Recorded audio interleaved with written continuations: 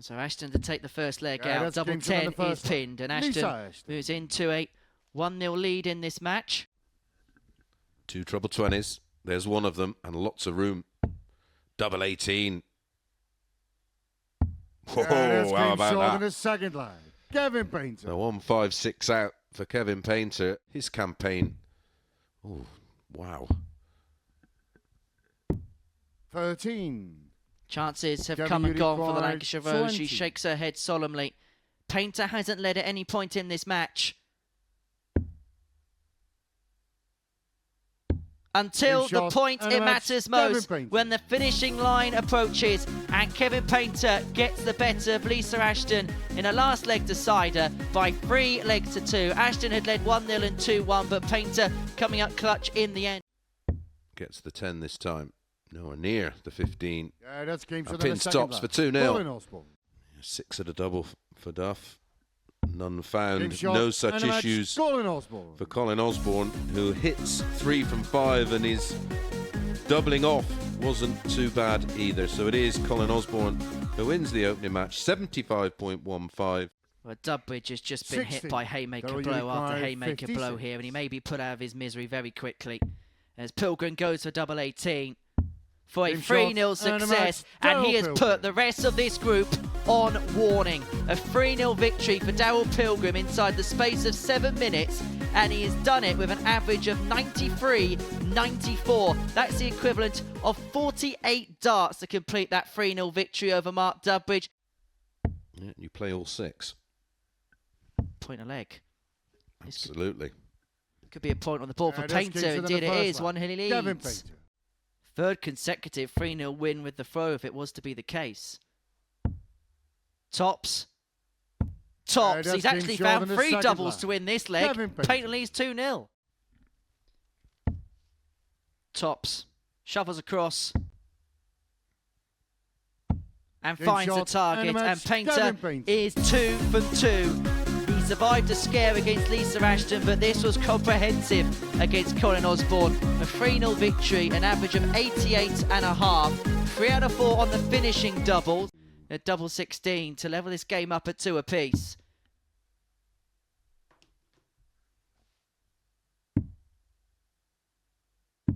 Yeah, that's game shot in the 4th. And in it goes. 3. Put the hammer down in the most crucial leg as Mark Dubridge. 2 12s.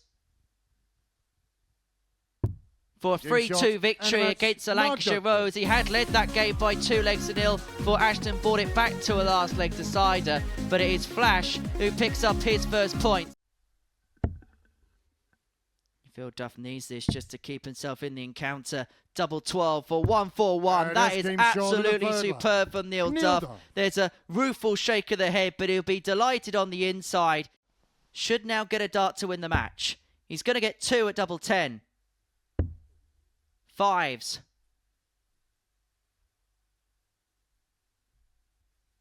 Huge intake of breath. Huge dart at double. And Pilgrim is sank. Neil Duff with a 3-2 victory over the group favourite, who for so long looked in such a good position. But that 141 in the middle portion of the game. Still on. Triple 18 bull. Oh, this would be flashy. Flashy dubby. It wasn't by way of design, but it's pinned nonetheless.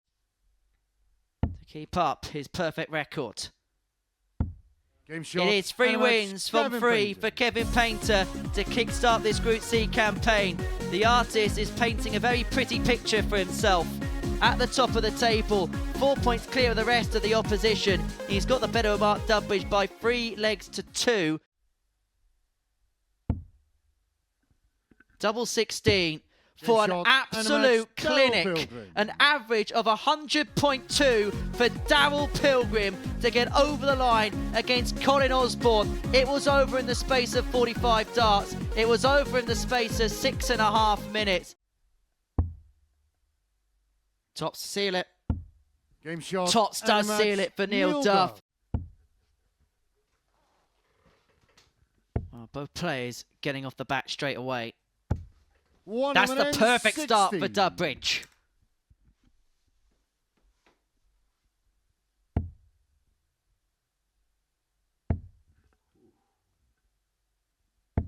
83. Well, there's a bit of symmetry when it comes to 9 darters in the Grand Prix format because James Wade has either hit one or been involved in one. Dubridge is on towards the path of perfection in a double-in, double-out event.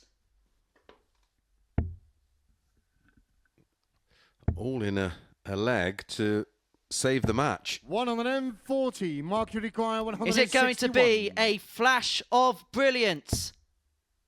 Not this time. 45. Well, that was a bit exciting for a second or two. Furthest we got. 100. 6 deep. Mark, you Within require 4 deep 116. a couple of times. But crucially for Dubridge, is about winning the leg. It's a dart at tops to save the match, to bring it back to 2-2. A 116, a 12 dart leg, and we go the distance. Final leg. Game shot. And Well, it was a flash of brilliance for Mark Dubridge in the end. He reeled off 2 superb legs to get over the line against Colin Osborne. He almost threatened the first Grand Prix 9 darter. Run of 8 defeats against Neil with a 3-2 win on Tuesday. And then back that up with a 3-1 win yesterday. This time finds the double 11 with dart 1 for 2-0. Duff may now have it by the scruff of his neck. 2 12s for a seismic win. It condemns Painter to 6 points. It puts Duff on 6 points. And double 6 will put him on to 6 points and condemn Kevin Painter to his first defeat of the day by 3 legs to 2. A timely 1-2-4 in the middle of the piece. Irrelevant now, 2-0 Ashton leads. Pilgrim's going to have to win 3 straight. And he's beginning to show that he's levels above. Double 10 for a win. That puts Pilgrim to the top of the pile. He gets the better of Lisa Ashton, but just by 3 legs to 2. Ashton now has lost 3 games in a last leg decider. 2 10s for Dubridge for a 3-1 victory, and there is a 4-way tie for the lead. 4 players all on 6 points. May drop points, but I don't think he's dropping too many, not the level he's playing at. Double 12 for 1-2-9. That is absolutely spectacular from Colin Osborne.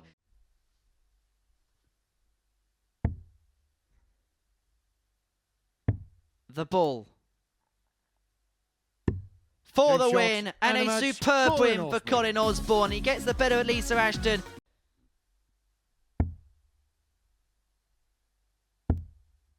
He's going to have a dart. A double 16 to finish with a ton topper and to finish top of the pile. Daryl Pilgrim was pretty much perfect on day 1. 4 wins from 5 means he has the clubhouse lead going into day 2. 2 clear of Painter, 2 clear of pretty much the rest of the pack. And these 2 will go toe-to-toe in the first game of tomorrow afternoon session. Those are stats from a very good display. An 86-82 average, 3 out of 6 on the finishing doubles. He was pretty much perfect getting in as well. A 104 to round things off. Me and Mace are going to analyse all of the action after this short break.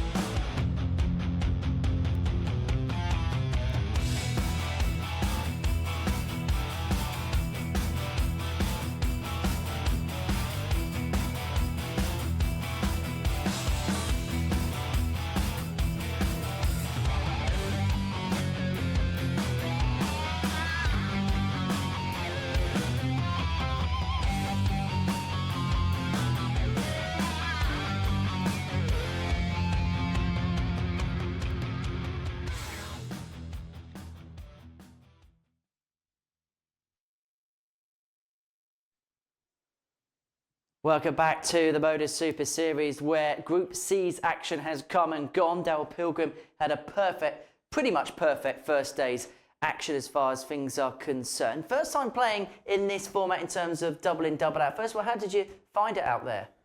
I really enjoyed it. I used to play in a league years and years ago in double start, and I used to like it then. No, I really enjoyed it. We'll talk a little bit more about your day in just a second, but let's round up everything that has happened on Thursday afternoon. There's a lot of gold around the name of Daryl Pilgrim, that's for sure. But elsewhere, it's a very, very tight group because second, third and fourth are also on 6 points respectively. And Lisa Ashton, well, lost 3 games by 3 legs to 2 as well. Right, let's talk about yourself then, Daryl, and talk about your day in general. First of all, you're doubling in. That double 16 has worked wonders for you today. Yeah, I feel like if I could pick a double to finish a leg, I'd be world champion. But yeah, I must admit, I didn't expect to start like I did. I was lethal on that double 16 today. Well, what you did is create a little bit of history today because you hit the first ton plus average of double trouble, and that's actually only the 21st ton plus average that's ever been recorded in a double start match on television when you got the better of Colin Osborne.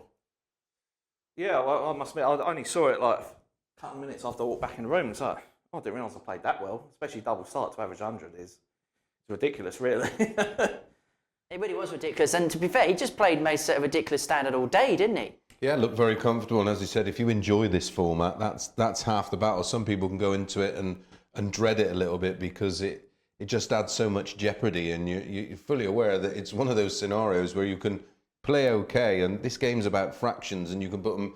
You know, it's like how frustrating it is to finish your leg and put it all around a double. You can have 6 starts at a double and be 6 starts behind at the start of a leg. It's tough, but it is fun. What was the biggest difference going into today compared to other times you were here?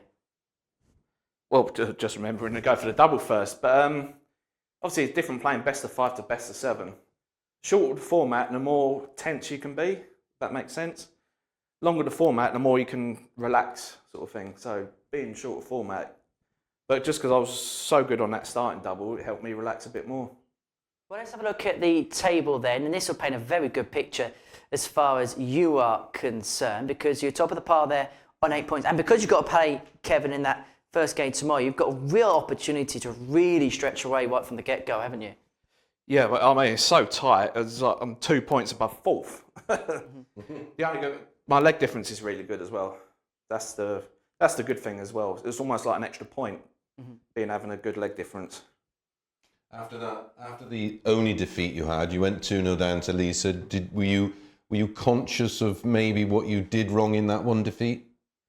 Not so much. I didn't feel I played that. Lisa started really well in that game. It's probably she played. As I say, she started really well. And I just come back, but yeah, the first leg. But the second leg, I think I took 5 or 6 starts to start. It was only one of the only legs I didn't really start. Now I'm 2-0 down. I think that was the only leg of the day where you didn't start on the first turn. I had one against Neil Duff that I didn't start on the first turn. But yeah, I think that was the only 2. But no, Lisa played well there, and unlucky I come back. Where's you in terms of your game? Obviously, we saw you go to Q School, didn't get the card that obviously you would have wanted and maybe expected to have got. But where's 2024? Where's the journey for you this year? I mean, because I did well at the Challenge Tour after Q School, I've got best of both worlds because I really enjoy playing down here. I've played down here, played all the Pro Tours so far. I'm in the UK Open next weekend. I've almost got the best of both worlds. But obviously, I do want to finish in that top 2 in the Challenge Tour. But you didn't seem to sort of wallow in self-pity because you were one of the short favourites to get a card, and we have seen it before where it hasn't quite worked out and the player's taken time to almost recover from it. You seem to have bounce back straight away and have a real level-headed approach. Yeah, with this game, every week's different. Well, every game's different, let alone every week. I played steady at Q School, not as well as I'd hoped to, but yeah, every week's different. I thought, make sure you don't define Q School, just bounce back at the Challenge Tour. We'll have another little chat with you in just a second. Just want to get your take on Kevin Painter today, Chris, because compare it to what was happening on Monday and Tuesday, he's a completely different player. Shows you how important confidence and momentum is in our sport. You know, if he'd have gone through the whole of Tuesday, he would have feared the worst. But he reeled off 4 on the spin after losing 8 on the spin, and he came in today a different player. Daryl will tell you about having that reset mentality. When you get a chance to go again, you've just got to grab that opportunity with both hands, and he's done that today. And listen, he's right in the mix, and he'll fancy it tomorrow. He's gonna be dangerous. I'm not quite sure he'll catch Daryl at the top of the table, but he's in the mix for P2. Well, for yourself, Daryl, top of the table overnight, going into tomorrow. You've had so much success here in the past. You've won weeks. You've made it through to Champions Weeks. How much would lifting this standalone title compared to other things you've achieved in this building? Yeah, it'll be really good because it's the first time ever. So you're always good to be the first for anything. So yeah, I'd really like to. not that Conan will remind us about that later at all. Well, we'll see him a bit later. We'll see you tomorrow. Thank you, Dale, for popping up and seeing us. I'll see you a little bit later on, Mace. Right, it's been quite the afternoon here at the Live Lounge Report. So we're back 10 o'clock this evening on the Super Series YouTube channel for the beginning of Group B, where we've got two real stars in action. Conan Whitehead and Connor Scott really are going to excite us. But as far as Group C is concerned this afternoon, well, Mr. P was the man to beat. We'll see you tomorrow.